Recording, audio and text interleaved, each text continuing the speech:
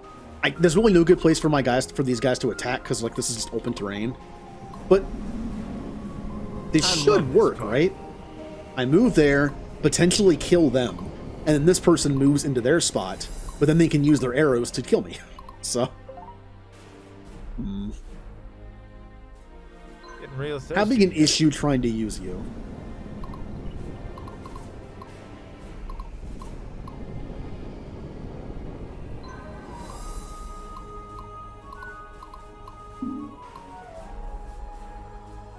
Can't reach yet. I must be brave. The time to act is now. My friends are counting on me. I'm actually going to have this person come back up here and help with these. But except they'll just get in the way, though.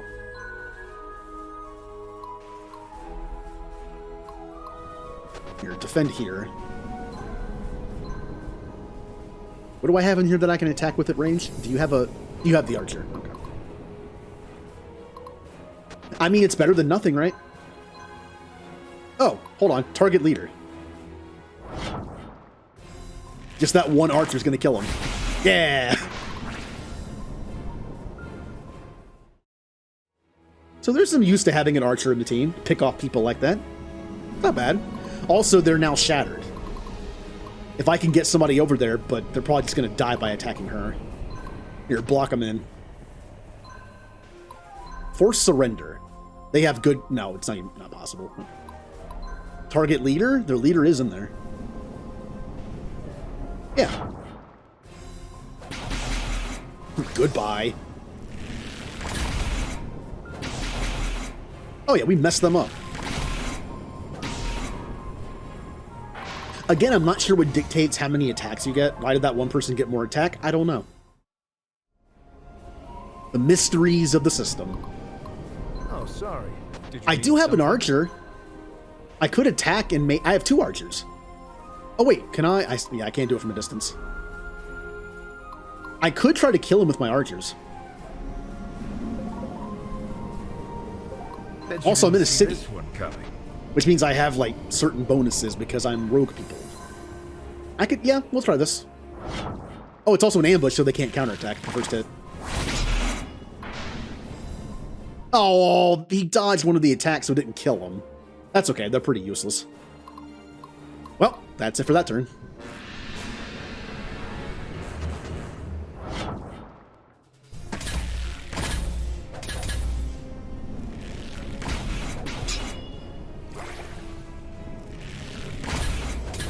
Okay, we're getting a little beat up. But the leader's almost dead. Now I'm a little worried. 3 rogues? Oh, this isn't great. It's not great. Well, you killed something. That's a positive. God, rogues are so bad. For maybe I should stop putting the healers in the back row. I should put like the healer in the middle to prevent them from being killed like that.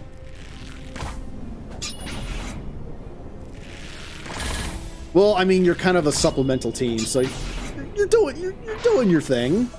It's fine.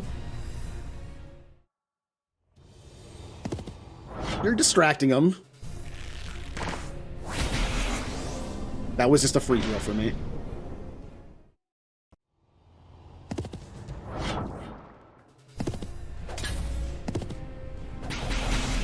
Just beat to death. Yeah. Other team not doing so good.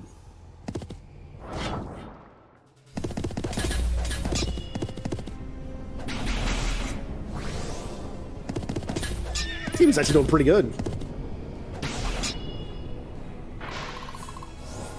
Class mastery, yeah. They could become something else now. All right, we need to mop this up before that team is dead.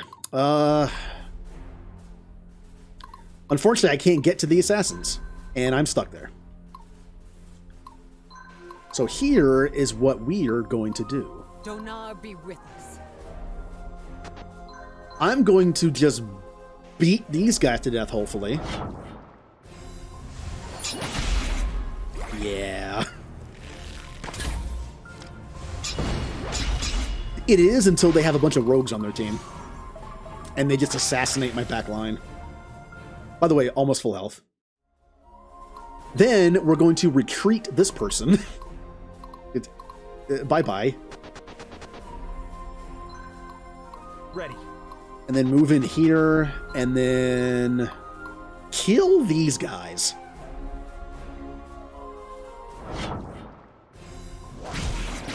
The assassins can't do their assassin crap if you attack them first.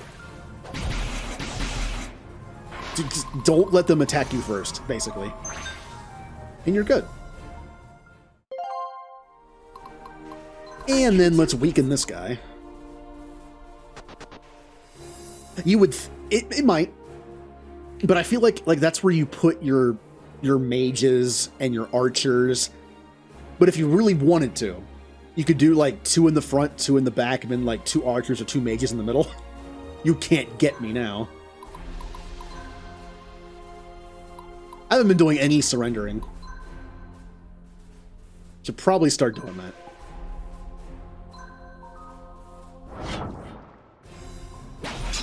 But Diana leaves no survivors.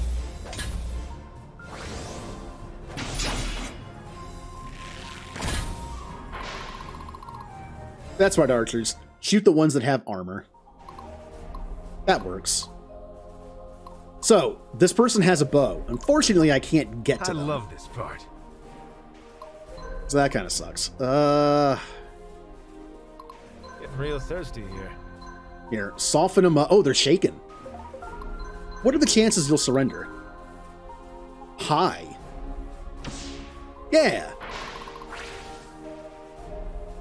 And now I'm going to assassinate the hell out of these people. Just okay. Oh, there's only... Oh, never mind. There's only 1 left. Now we're good. We spent a lot of time in this part of the map, haven't we? We haven't really moved a lot yet. Kind of feel bad about that.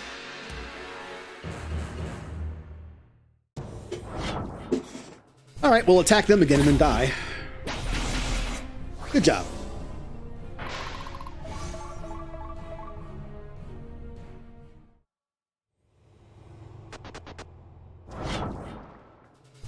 Oh no!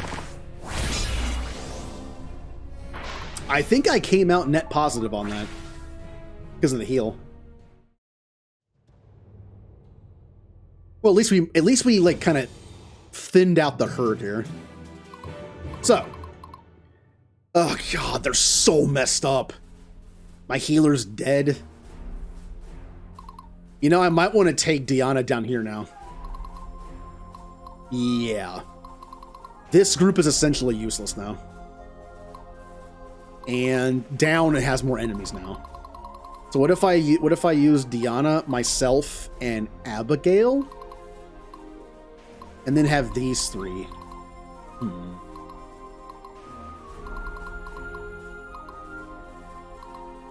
Repent before the right. I'm down here.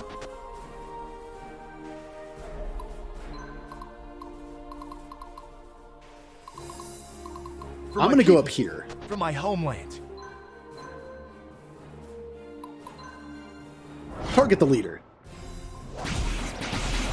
The leader got obliterated.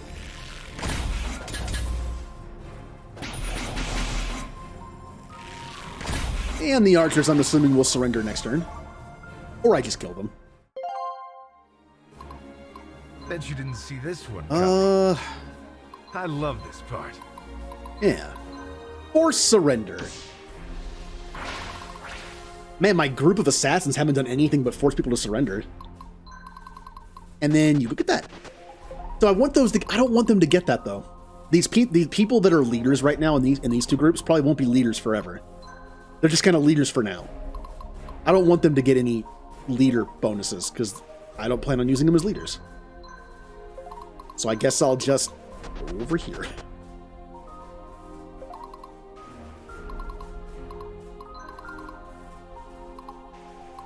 Wait, it doesn't stay that way? Okay, fine. Here. You come with us. I must not fail. And then I'll heal you. You guys are so hurt. I'll be honest, Deanna can probably handle this entire bottom part by herself.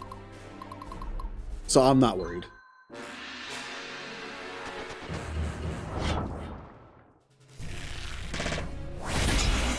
Ow.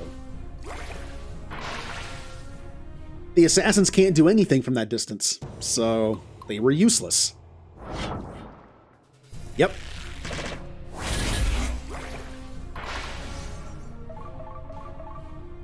Not accomplishing much, guys.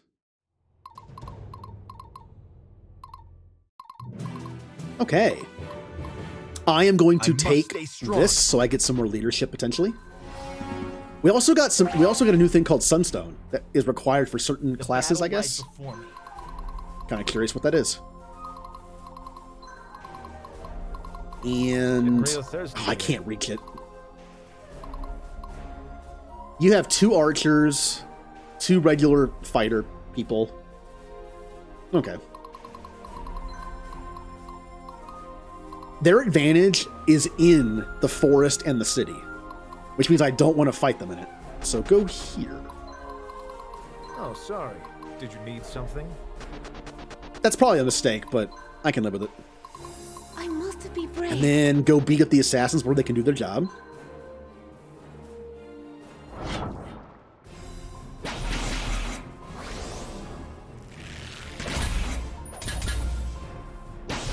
Yep. Assassins can't do anything in a frontline fight, can they? Where am I now? And then you go bonk the assassins on the head with your big hammer.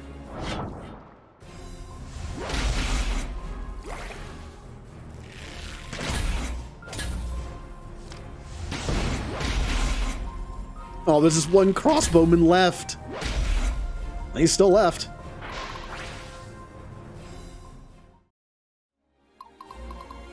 He's either going to surrender or just die when he attacks. Well, he has a crossbow. He's probably going to back off. And, well, knowing the AI, he'll probably stay in the protection of this little like castle thing, fortress, but he'll die because he's within range of me. And you're stuck there. You can't get past me. So these guys are safe. Oh, I can actually attack him from a distance. That's right. But that'll just... They have archers. I don't want to get in range of that. We good? Yeah.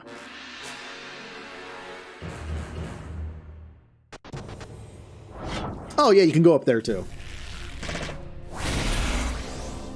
And that was just a net gain again.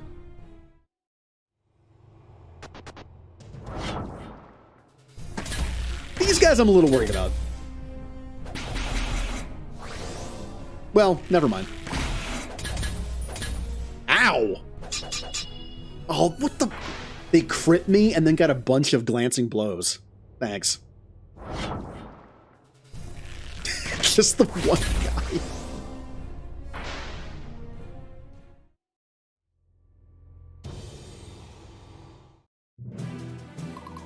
All right, one guy. Now.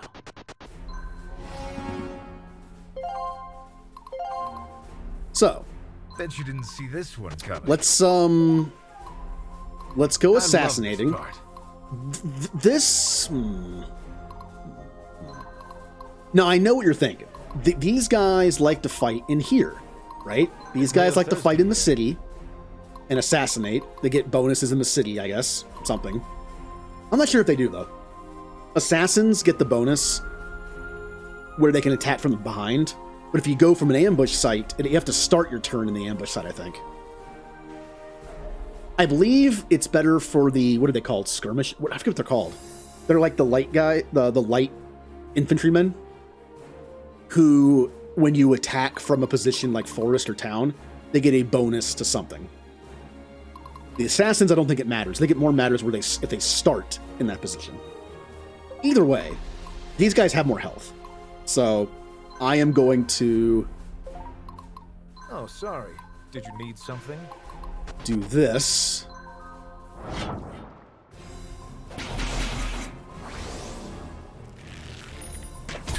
Ow! Why you crit me before you die? I probably could have gotten him to surrender too. Oops. Bet you didn't see this one. No coming. surrender. I love this part. I can also get behind them. Probably doesn't do anything, but...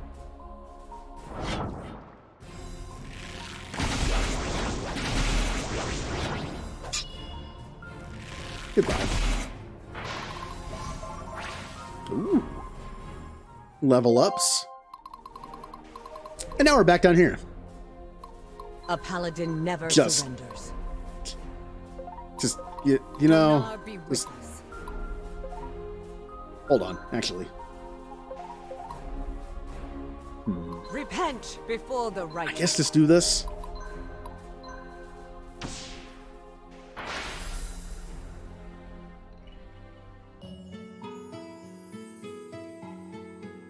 Oh my stars, look, a baby dragon! What a sweet thing. Sweet thing? Yes, it's scared too. What are you doing here, Dieter Dragon? Tide Reavers were probably looking to sell it. The grown-ups go for a king's ransom, you know. No surprise considering the devastation they can bring. Mr. Diana, please allow me to care for this dragon. Of course, Sister Abigail. This dragon is a lucky one to have you. Oh my stars, that's quite a love bite. A little softer next time. Maybe I shall call you Nibbler.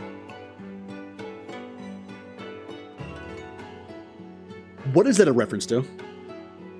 I know I've heard that name before. Nibbler, Nibbler, Nibbler. What is that from? Nibbler. Futurama? Yeah, I think so. Yeah. My friends are counting on me. Yeah. Let's just move up here. Should I heal somebody? By the way, dragon on the team now.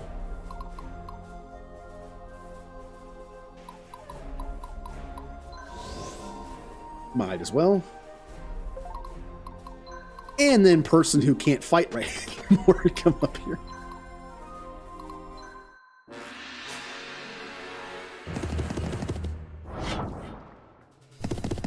Oh, look at the dragon! Kill them. Kill them, my dragon.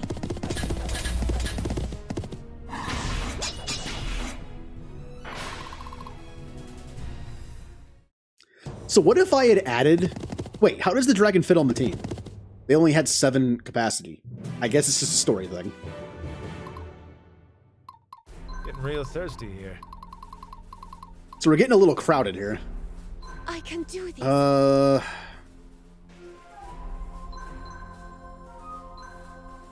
Shaken.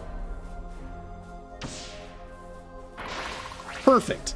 Now I can move Diana in there Where am I needed? and just start beating them up again. She hits so hard.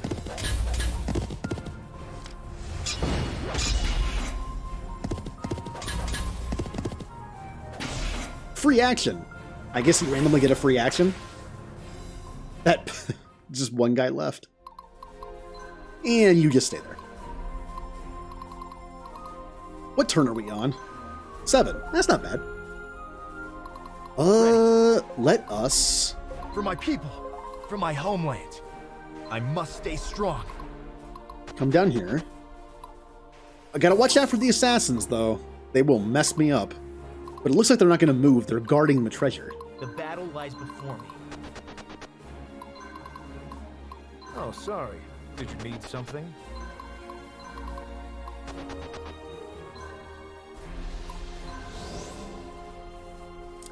Another reason to have a healer on the team. Since I don't think there's potions in this game.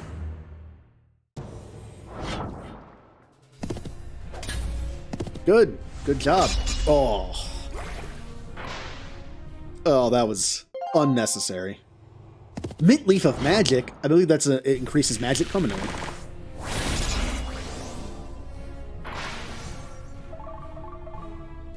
Oh, our dragon leveled up.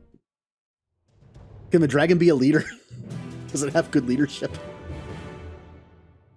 Hey, dragon that was just born. You want to be a leader of my team? Bet you didn't see this one coming. Time to go assassinate some assassins.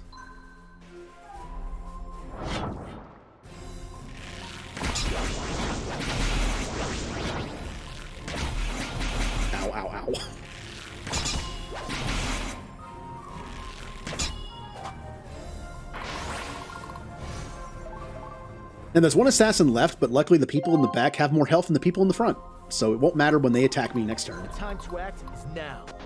And I have no long range. So I could do this. Yeah. Again, you're seeing the downside of not having any long range builds for the most part. I can't like diagonally strike somebody and kill them and finish them off. Same problem with Fire Emblem Three Houses. I usually went like full like physical in my face fighting, which was a problem when people would outrange me, or I would have too much stuff going on in a small area and I couldn't finish them off from a distance. That being said, I did use archers in Three Houses. Not so much. I had like one offensive mage, one healer, and like one archer on the team. Rest is physical.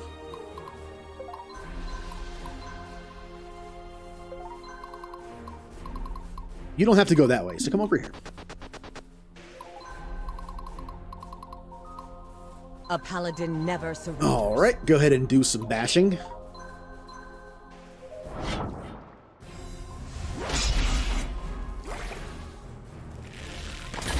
And if you wouldn't mind. Oh, they lived. Good for them. Never mind. All three of them got free actions. I must not fail. And I don't want to get too close. So let's go like right here. You just stay here.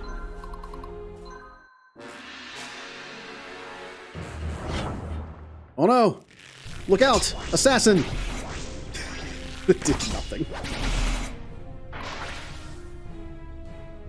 I would imagine mounted archers have more health, maybe.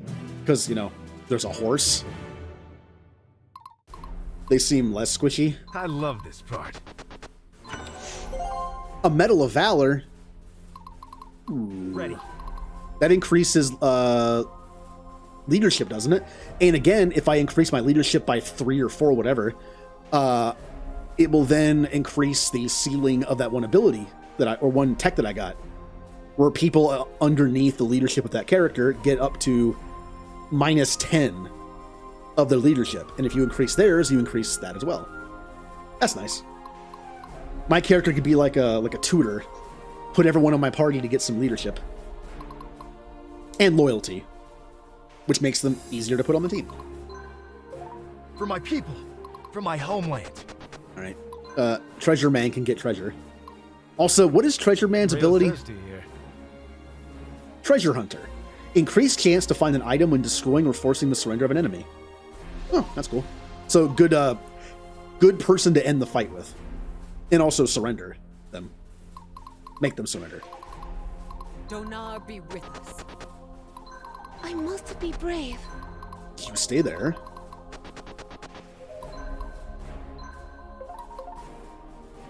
Oh yeah, you're fine. You don't move. You're not leaving. You're bleeding out of everywhere. You stay there. What turn is it? Oh, we have 3 turns left, and we're already almost done. Sorry. Did you need something? Proof of merit. I'm assuming that is an artifact. Repent All right, before it's time the to start righteous. bashing.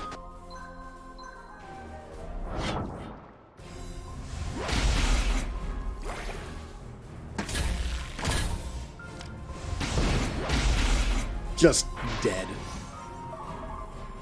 This game is awesome. The fact that I took out one of the healers and put in a mage, I think just made it even better. It's just more damage. I mean, look at their health. They're fine. My friends are counting on me. I wanted to move here to do that, but then this guy can attack me too. So let's go around. You kind of back him up.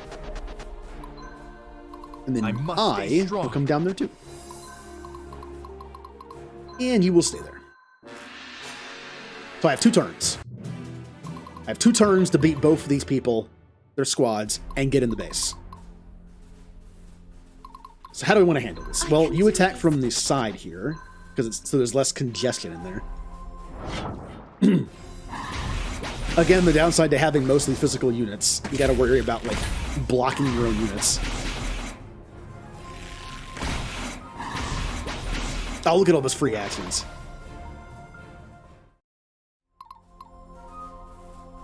Now, it's definitely obvious when you're fighting an enemy that's on a fortress.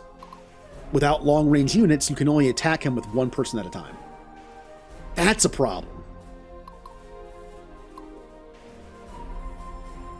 Where am I needed? Yeah. A paladin But never Diana's our best bet. surrenders. So I might want to make like a nice mix of something, not like a full archer build, but maybe start putting archers in other groups so we can do like a little bit of damage from a distance. Or even do like a full archer build, but have like 2 defenders in the front. And then have like nothing but archers and a healer in the back. That could work. Again, the melee people are useless when you're doing a 2-range attack, but when you're only doing a 1, they'll also get to do stuff. Alright, get him, Deanna.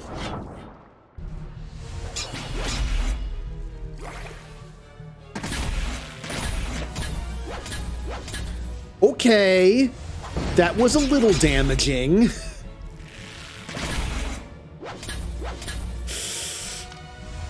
Pain. Gonna die. 17 health. So we're just gonna do this.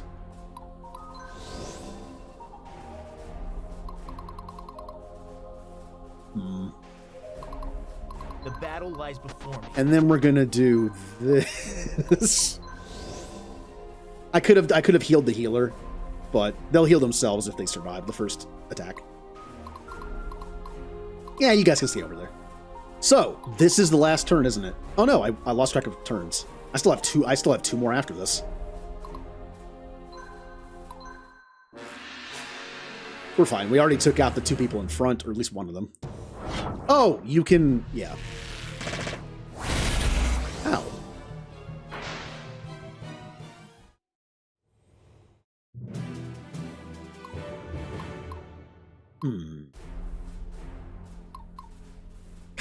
I kind of want to fight with me.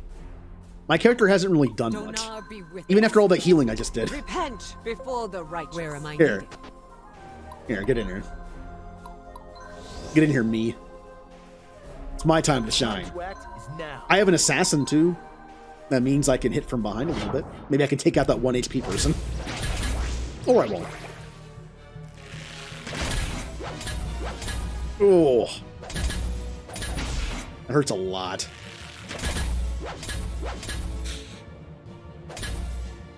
What class are they? Which is the class that does a double swing? Take a look. Champion. They do a double swing that only hits 1 person. Whereas the Zweinhinder, I think it's called, which is what What's-His-Face was, hits 1 person twice, but it like does like a splash damage effect on the people beside him. So that... the front people are dead. Unless I can get some heals in, though. I must not fail. I must be brave. Yeah. Now, this means I won't be able to take the place with my character, but I've already taken plenty of stuff with my character. I'm okay with that. Someone else can take it. And you can also walk through your own units, which is nice. Some games you can't do that. There are some games where you can't walk through your own units. So, I would be screwed because this is the last turn. Like, next turn I have to kill him. I might kill him on defense, though. Maybe. But he's most likely going to attack... yeah, he's going to attack the person that's out of range. That makes sense. Safe option.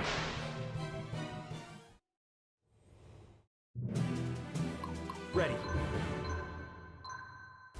Now, if this doesn't kill him...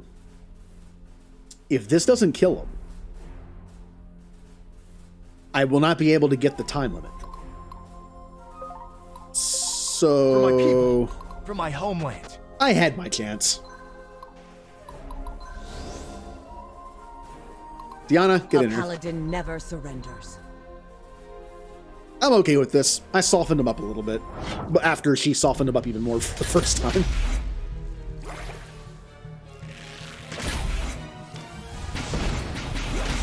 Yeah. I saw that leadership gain. And it looks like Abigail friends is are going to get this counting one. on Yep, loyalty went up. Or leadership. Same thing, kind of. We did it! Could have been a surrenders. Could have been more if Deanna hadn't gone all kill happy.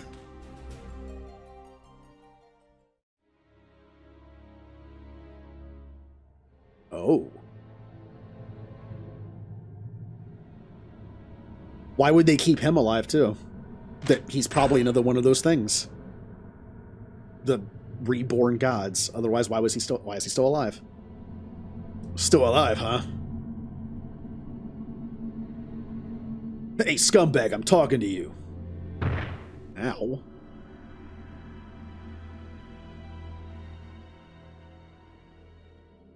Have it your way, traitor. You keep not talking and I'll keep pummeling you.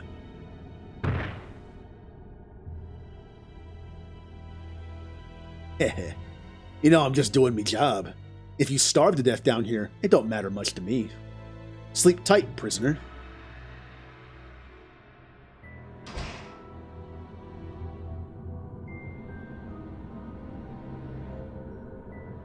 What the?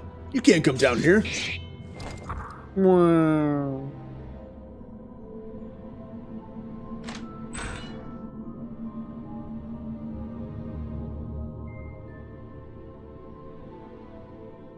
Hello, person in top hat? Barbaric.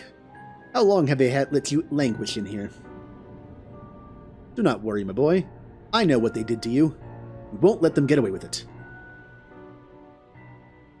Who are you? Edmund Pendergast, financier.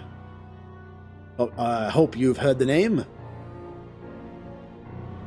Yeah, you've got some money, they say. So what do I matter to a man like you? Just know that I am a friend, and frankly, you could use one right now. You'll know what you need to know in time. You two, get him out of those chains. So there's like another faction of people that saved him. But are they an enemy of my enemy, or are they going to be a different enemy? A bit dramatic with that whole end of the world speech, don't you think? Wes is not familiar with the temple's ways. It may be just what he needed to hear. Really serious about this stuff, aren't you? Just as the cult was deliberate in finding the Nephilim, so too must the paladins be when countering their actions.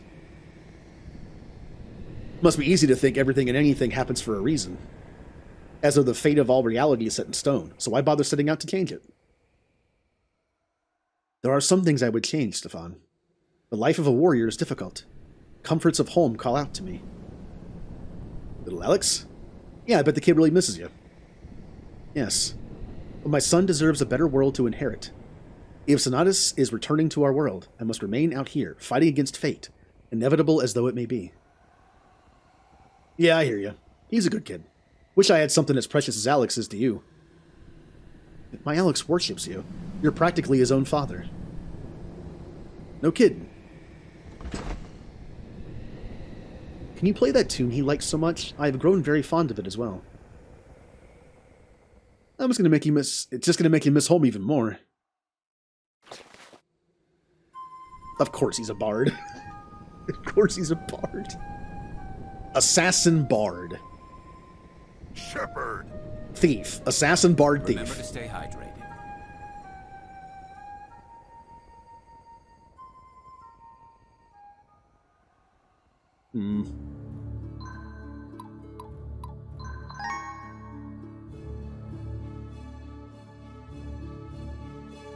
Tide Reavers, the most infamous outlaws the world has ever known. Their first army of mercenaries failed to capture Wes, but it is clear that they will be back. Ooh. For now, Wes's army sets up operations from Fort Naxos. It is only a few days' trip to Port Genos from here, but Wes's army prepares for the wrath of the Tide Reaver army, commanded by the Master Assassin, Kuroda. Master Assassin, eh? Well then. Alright. That will do it for tonight.